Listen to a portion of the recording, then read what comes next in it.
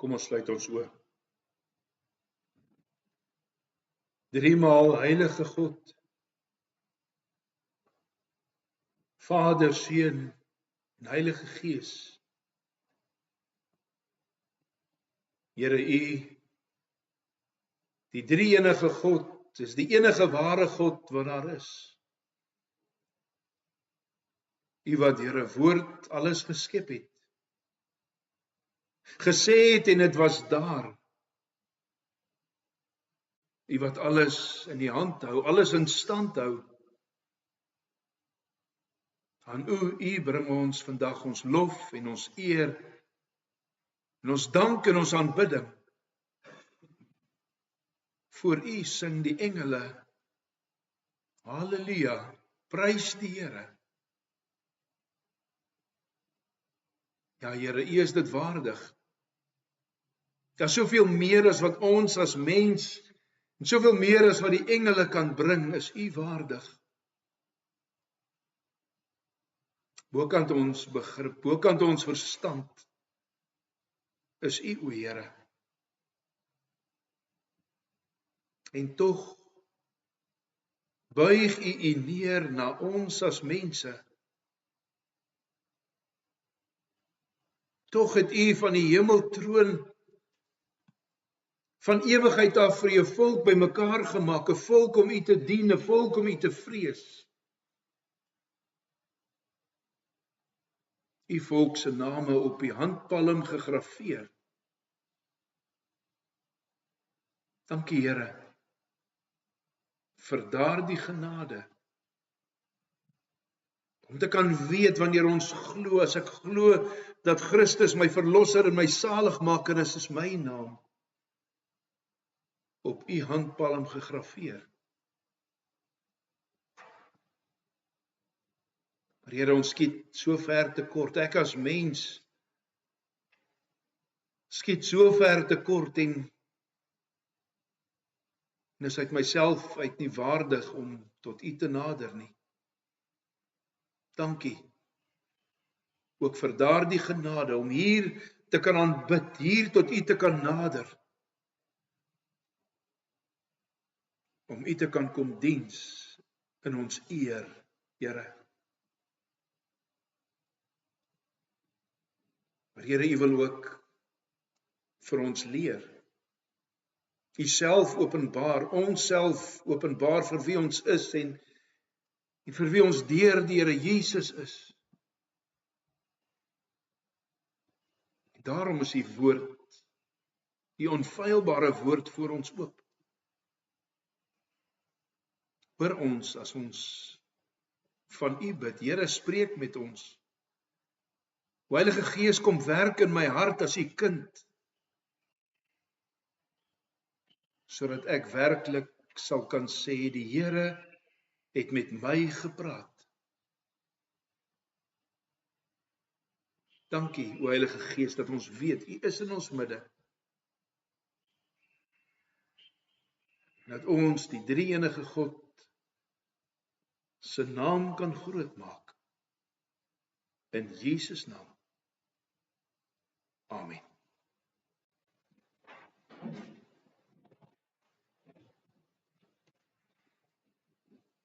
Geliefdes, ons skriflesing vanmôre kom uit Matteus hoofstuk 5.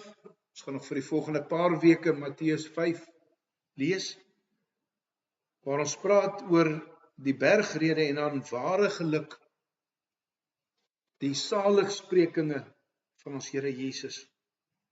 Matteus 5 vanaf vers 1 tot en met vers 12. Toe Jesus die skare sien, het hy teen die berg opgegaan, hy het gaan sit en sy disippels het na hom gekom.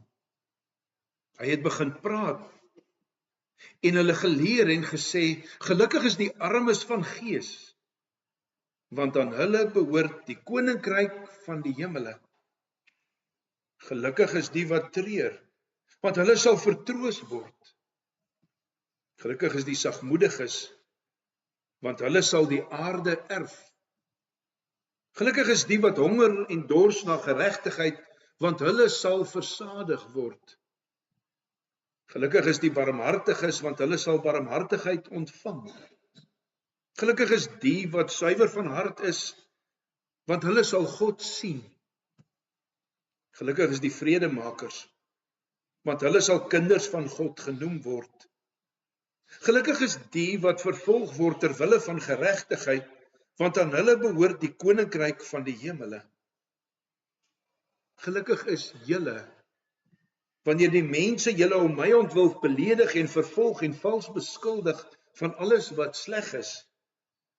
Wees bly en jubel, omdat julle beloning groot is in die hemele. Hulle het immers die profete voor julle net so vervolg. Tot sover uit die woord, ons teksvers vanmôre, ons fokusvers, Matteus 5 vers 3. Gelukkig is die armes van gees, want aan hulle behoort die koninkryk van die hemele.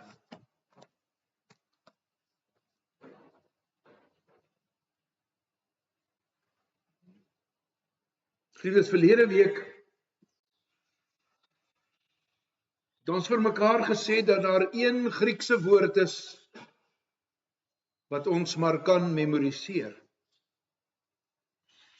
Na die woord is makarios. Makarios. Om vreugde en vrede in jouself te hê, terwyl dit uitbundig goed gaan met jou. Makarios. Beleef jy en ek daardie vrede en vreugde? Beleef ons dit? Want weet jy, hierdie was die inleidingstema van die mees volmaakte preek wat ooit gepreek is. Die Here Jesus Christus se bergrede. Salig, geseënd, gelukkig, welgeluksalig. Ons het verlede week vir 'n oomblik daarby stil gestaan. Dan het ons ook vir mekaar gesê, maar hierdie preek van Jesus is so anders as die norm, so anders as wat selfs ons dit vandag hier beleef. Ja, die Here Jesus kom en in daardie tyd kom gooi hy die appelkar heeltemal om. Want hy het nie in die kerk gepreek nie. Hy was buite op die berg. En hy kom leer vir ons dat ons enige plek kan leer en kan luister wat die Here vir ons wil sê. Hy het nie soos wat die priesters gedoen het op die stoel van Moses in die middel van die tempel of die voorhoof van die tempel gaan sit en laat ander rondom hom kom sit en leer. Nee, hy het op die grond gaan sit, heel waarskynlik op 'n klip. En hy wys ons dat hy toeganklik is. Ons kan aan sy voete sit en as het ware aan hom raak.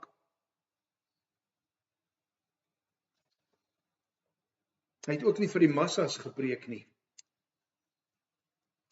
Maar hierdie preek was vir sy disippels. Dit was deel van hulle opleiding. Van dit wat sou kom. Wanneer hulle verder sou gaan met hierdie bediening saam met hulle rabbi, hulle leermeester. Hy kom leer diegene wat aan hom toegewy is. Hy kom leer sy disippels, hy kom leer die wat sy leerlinge is. Wat wil leer. En dan begin hy sy preek so anders. Hy begin nie met die wet nie, want dit is waaroor die rabbies en die skrifgeleerdes gepreek het. Dit is wat die fariseërs die heeltyd vir mense gesê het en wat hulle probeer leef het. Hulle het net gewys, ons leef die wet en ons preek die wet. Nee, die Here Jesus begin met Makarios. Salig, geseënd. In ons 2020 vertaling gelukkig. Om vrede en vreugde in jouself te hê, terwyl dit uitbundig goed gaan met jou. Volkome innerlike vrede. Jesus kom en hy kom skets vir sy disippels as ware 'n selfportret. Want as ons gaan lees wat hier staan, dan sien ons wie Christus is.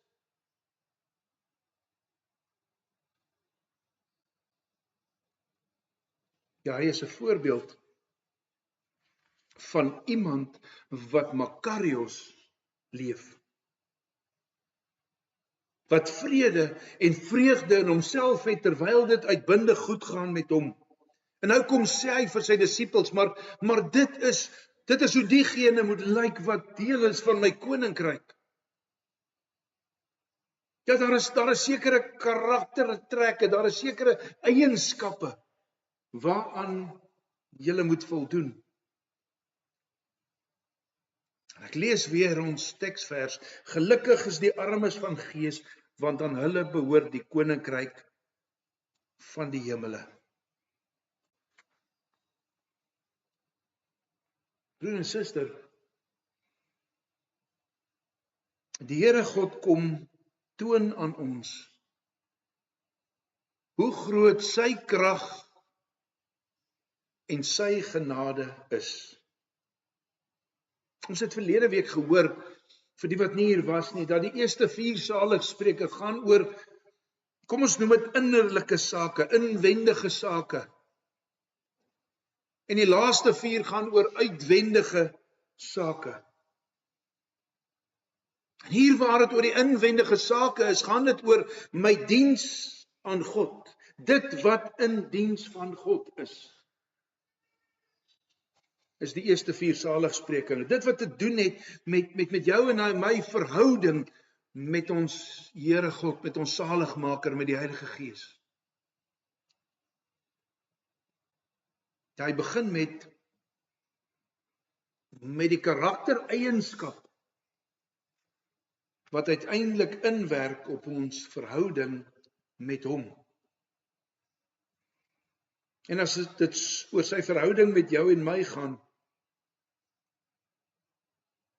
is om arm van gees te wees die eerste kenmerk. Dan kom Jesus en hy sê, maar hierdie mense wat arm is van gees sal bevryding ervaar in die koninkryk van God. Maar ons moet baie mooi hoor, hier word nie van 'n beloning of van 'n betaling gepraat nie. Daar's 'n groot verskil tussen 'n beloning en 'n betaling en verlossing. Hier word van verlossing gepraat. Die mense wat in die donker vasgevang is, word verlos.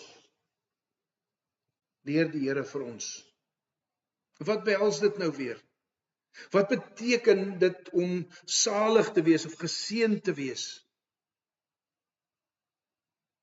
Makarios, soos een van die geleerdes dit sê, is die hoogste vorm van heil. Dit wys op die geluk en die vreugde wat jy en ek kan ervaar as God se majesteit ons toevou. Ek sê weer, volle innerlike vreugde en vrede en harmonie. En dit gebeur in die ewige woning van God. Sy koninkryk. Broer en suster, geseënd, die woorde geseënd is die armes van gees. Kom skep eintlik vir ons, soos dit hier in die Griek staan, en ook in die Afrikaans vertaal is 'n baie groot kontras, twee teenpole as ware. Want die woord wat hier vir arm gebruik word, kan ons ook vertaal met bedelaar. Bedelaar. 'n Mens sonder besittings, 'n mens sonder verwagting, 'n mens sonder hoop. Iemand wat niks het nie en iemand wat ook nêrens kan kom nie. Dit is die woord wat hier gebruik word met arm van gees. Die arm is iemand wat niks het nie en nie hoop het nie en nêrens kan gaan nie.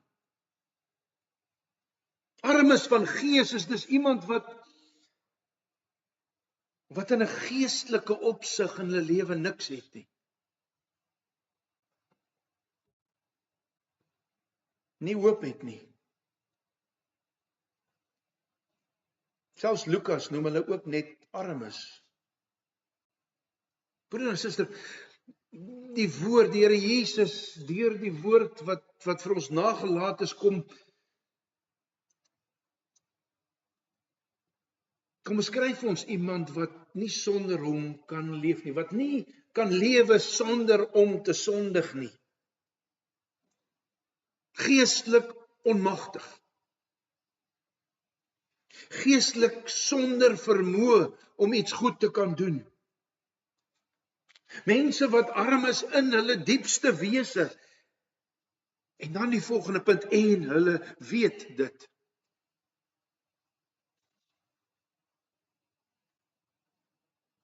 Weet jy, die Here praat hier ook van jou en my.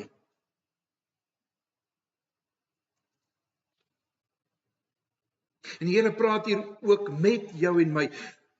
En dan kom die vraag miskien, maar kan ek myself in hierdie woorde sien?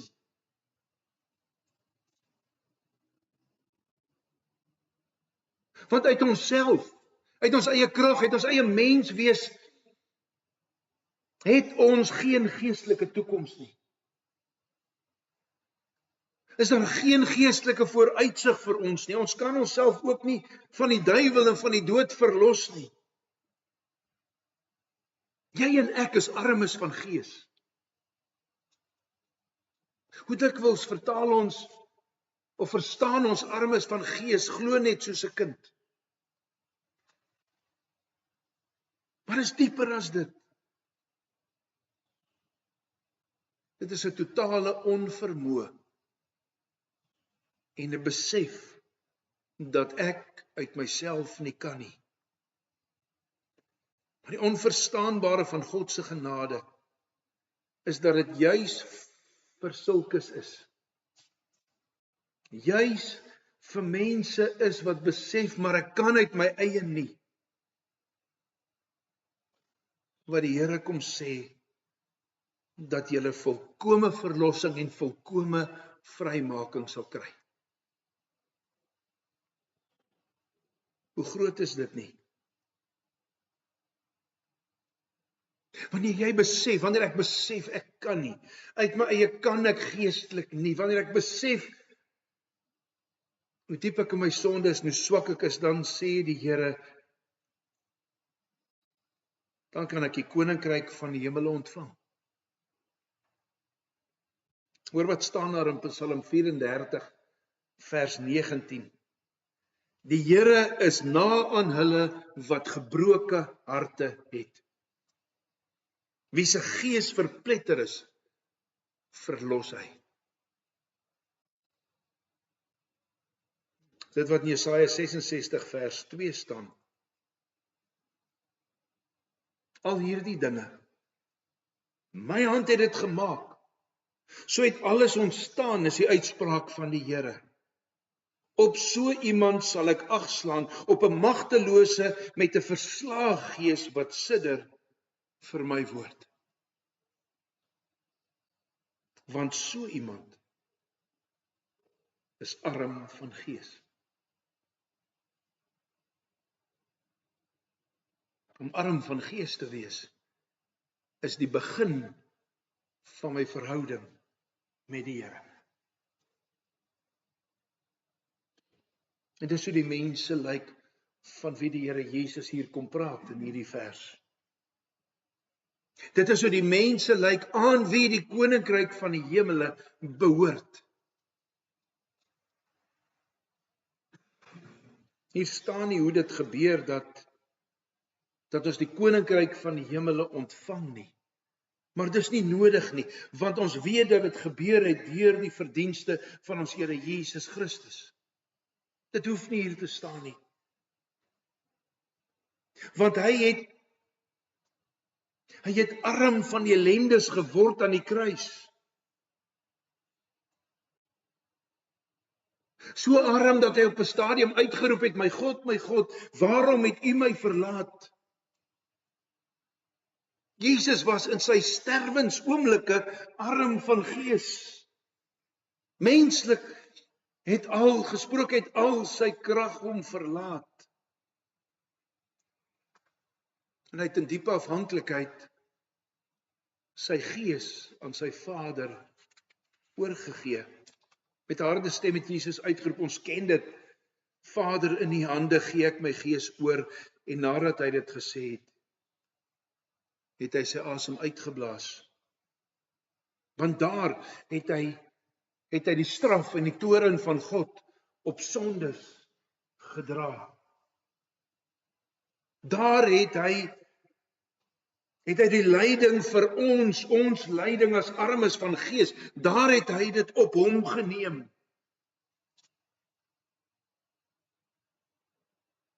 En daar het hy vir jou en my die voorreg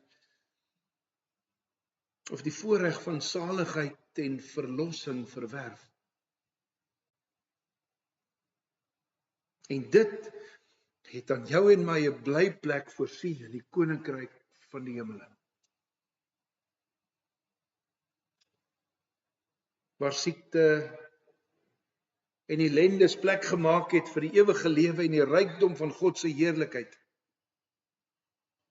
Hy het vir ons 'n blyplek voorsien, daar waar die hemelkore dag en nag sing en God loof en prys, daar waar die Halleluja kore nooit ophou nie. Daar waar altyd gehoor sal word ere aan God in die hoogste hemele. Sodat jy en ek dit kan beerf, moes hy arm van gees word. Na die dag van die kruisiging het daar 2 misdadigers langs die Here gehang.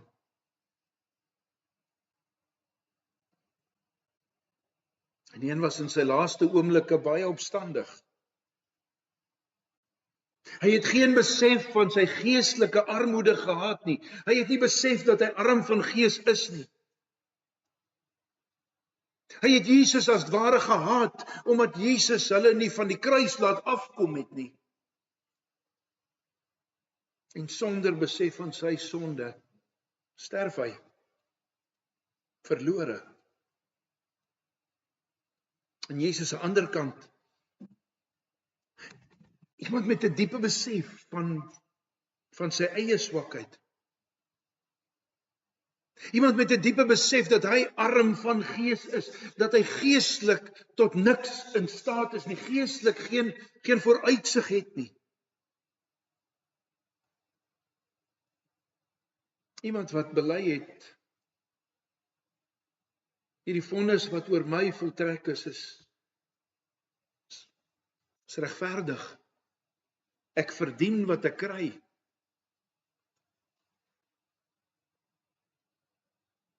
En toe hy dit bely,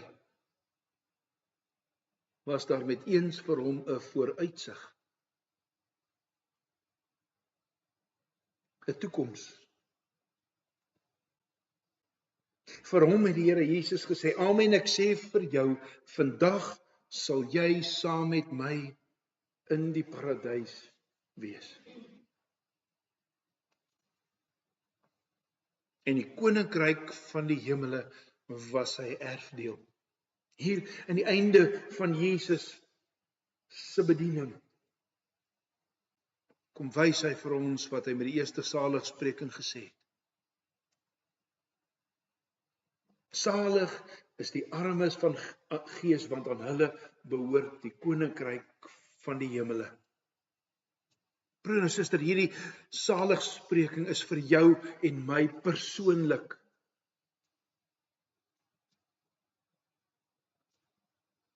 Vir jou en my persoonlik. Ons moet ons armoede besef. Ons geestelike armoede besef. Ons moet ons geestelike armoede beleef. Weet dat dit daar is. Ons moet ons totale verlorenheid begryp.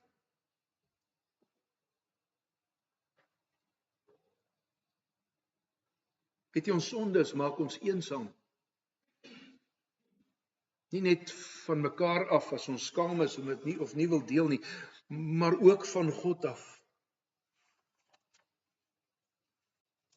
Soos dat armoede heel dikwels 'n bedelaar eensaam maak. Maar weet jy, jy en ek het 'n hoop, jy en ek het 'n lewende hoop. Kom ons staan gou vir konstel, wat is 'n lewende hoop? Petrus praat so mooi daarvan. Wat is 'n lewende hoop? Ons kan vir mekaar sê na die afgelope week, ek hoop dit begin, of dit hou opreën. Dit klaar begin. Ek hoop dit hou maandag opreën, of dit maandag ophou of nie, die hoop is verby. Want maandag is verby. Ek hoop dit gebeur vanmiddag, of dit gebeur of nie, die hoop is verby, die hoop is dood, maar my hoop om saam met God te wees vir altyd, is 'n hoop wat nooit gaan eindig nie. Dit is 'n lewende hoop. Ons moet bid. Ons moet bid vir die verlossing en genade van die Here. Dan sal ons die rykdom van sy verlossing en genade verstaan. Dan sal ons verstaan as God ons in sy genade beloon met die ewige lewe. Geliefde,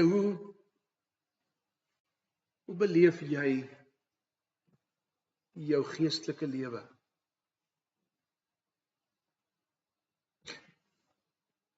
Beleef jy ook jou verlorenheid?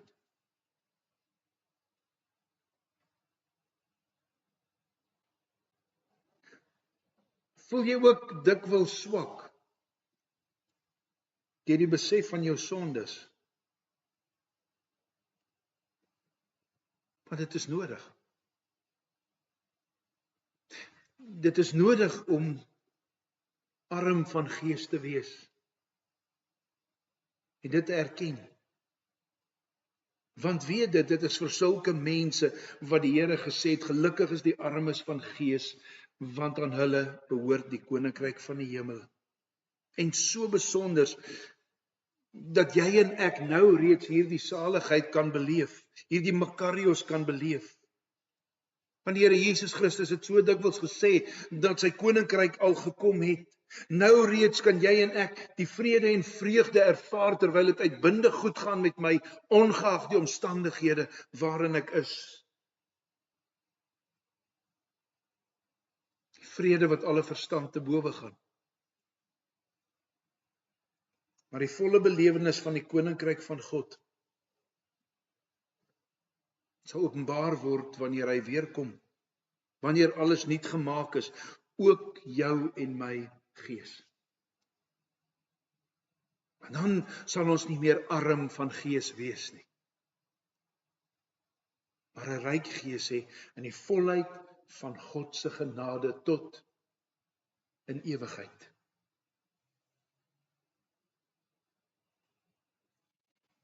As jy en ek nog nie arm van gees is nie, so dalk nou tyd om ons van hoogmoed en trots te bekeer. Want Jesus sê, wie arm van gees is, hy is salig. Hy is welgeluk salig. En niks en niemand kan dit van jou en my al wegneem nie. Amen. Kom ons dank saam.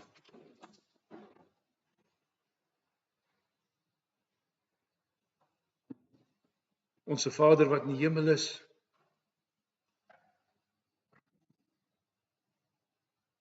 Wat 'n voorreg